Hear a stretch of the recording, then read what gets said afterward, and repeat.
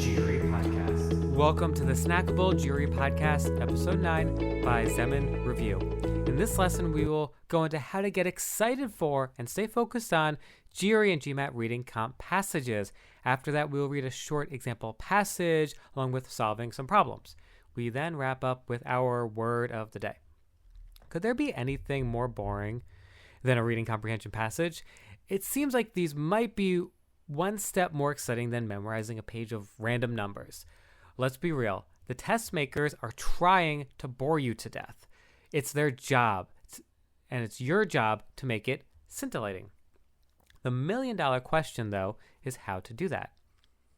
There are several ways we can get better at reading these passages, translating easily to points. Let's start with the simplest advice first. Understand your purpose while reading. The goal is to get points, which is achieved by your purpose, to identify key ideas, not memorize details. When you trust this, it affects how you read. Please don't get bogged down in minutia, names, dates, and so on. What I do is start with skimming the passage, looking for main ideas and structure. Yes, I skim. It's a way for you to understand the big picture when you're going into an academically dense passage with no context or title. I do go in for a second read, but that first skimming is crucial and, ironically, saves time over the method of reading just once in full detail. While skimming, think about the main idea, what the author is trying to prove, what the tone of the language is, and what the title could be. After I've identified the title or main idea of the passage, I write it down, and then I reread the passage while writing key relationships on the notepad. That's the second and more detailed reading, but I still don't note all the details. Think of it like finding main ideas at the paragraph level instead of the whole passage. My notes are more of a logical relationship between ideas within each paragraph or between them, rather than jotting down bullet points to summarize what was said. That makes a huge difference too. When your brain is actively thinking about the connections, it's easier to stay focused. Some other tips here. If a particular section seems too dense, try rephrasing it in your own words to simplify. In other words, break down complex sentences. It is also helpful to predict where the passage will go next. Similar to making connections, prediction keeps you focused. Now, that's all good as a process, but isn't it still utterly boring? The thing is, you have to psych yourself up. You have to believe that this is the most exciting thing in the world. Fake it till you make it. When you feel excited for something, your brain pays more attention. You only have to fake it for a few minutes, but whatever the topic is, tell yourself, oh yes, I've been dying to know more about microorganism ecosystems in the Pacific Ocean. You can turn this into a story. If there are multiple people, think of them like characters with conflict, arguments, and drama. Or pretend like you're debating the author. Be a contrarian and find fault in whatever they're arguing. You can imagine yourself like a detective looking for clues in the puzzle like unstated assumptions. Or you can do your best to relate it to your own personal life. Is there a connection you can make to anything you've experienced? All of these are tricks to keep you focused. Figure out which one works best for you. Now let's try with an example passage. Throughout history, scientific revolutions have often been met with skepticism before gaining widespread acceptance.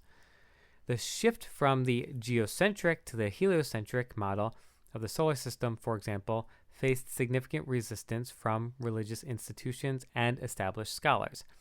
Similarly, Charles Darwin's theory of evolution was initially dismissed by many who adhered to the prevailing belief in the fixity of species. However, the resistance to new scientific paradigms is not merely a product of institutional rigidity or intellectual conservatism. Psychologists argue that cognitive biases play a crucial role in how people respond to novel ideas. The backfire effect, for instance, suggests that when individuals encounter evidence contradicting their deeply held beliefs, they may reject the evidence outright and strengthen their original stance instead. This phenomenon has implications beyond the realm of science. In political discourse, for example, people frequently dismiss information that challenges their ideological commitments regardless of strengths of the evidence. As a result, fostering acceptance of new ideas requires more than just presenting empirical data. It necessitates an understanding of human psychology and the mechanisms that govern belief formation. Okay, so that is the passage. I read it slowly since you can't read it, but if I was reading through this on a first read, I would read through it in my head a little bit more rapidly and try to think of, again, those main ideas and the connections between the paragraphs and the main idea. Let's look at the sample questions. Question 1. According to the passage, which of the following best describes the backfire effect? A, the tendency to accept new ideas uncritically. B, the phenomenon where people strengthen their pre-existing beliefs when faced with contradictory evidence. C, the inclination of institutions to reject new theories out of self-interest. Or D, the process by which scientific ideas gain widespread acceptance. So let's look at question 1 first. The passage defines the backfire effect as when people reject evidence that contradicts their beliefs and instead strengthens their original stance. This matches with B, which says the phenomenon where people strengthen their pre-existing beliefs when faced with contradictory evidence. This is one of those things where there is a term in the middle of the second paragraph, the backfire effect, that looks kind of important. When the passage defines something like that, it's more than just a name or a date or a detail. It's something that you want to keep in mind. I may not remember what the backfire effect is, or even write down the definition on my notepad, but I will note the backfire effect in the second paragraph. So when I see a detailed question about what best describes the backfire effect, I know exactly where to go back and look at it. That saves me time. Let's do one more question. The passage suggests that increasing public acceptance of new scientific theories requires A, repeatedly presenting empirical data. B, eliminated cognitive biases altogether. C, understanding the psychological mechanisms behind belief formation. Or D, suppressing ideological commitments in political discourse.